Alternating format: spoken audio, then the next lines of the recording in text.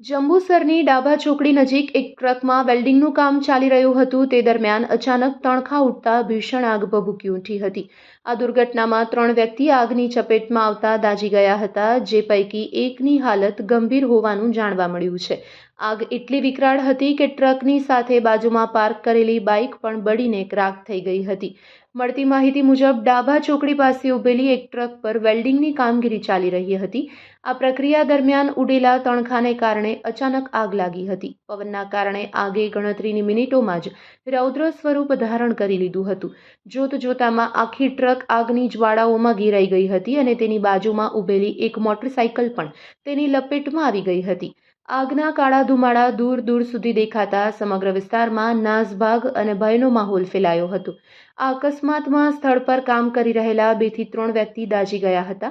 ઈજાગ્રસ્તને તાત્કાલિક સારવાર માટે જંબુસરની અલ મોહમ્મદ હોસ્પિટલ ખાતે લઈ જવામાં આવ્યા હતા। હોસ્પિટલના સૂત્ર અનુસાર 2 વ્યક્તિઓને સામાન્ય ઈજા હોવાથી પ્રાથમિક સારવાર બાદ રજા અપાઈ છે, જ્યારે એક વ્યક્તિ વધુ પ્રમાણમાં દાઝી ગયો હોવાથી તેને વધુ સારવાર અર્થે વડોદરા રિફર કરવામાં આવ્યો છે। આગની જાણ થતાં જ જંબુસર નગરપાલિકાના ફાયર ફાઇટર ઘટના સ્થળે દોડી આવ્યા હતા। જો કે આગની ભયાનકતા જોતા તાત્કાલિક આમોદથી પણ વધારાની ફાયર ટીમ બોલાવી પડી હતી। બંને ફાયર ટીમોએ સતત પાણીનો મારો ચલાવી ભારે જહેમત બાદ આગ પર કાબૂ મેળવ્યો હતો। આગના કારણે હાઈવે પર ટ્રાફિક જામની સ્થિતિ સર્જાઈ હતી, જેને પોલીસે સ્થળ પર પહોંચી પૂર્વવત કરાવી હતી।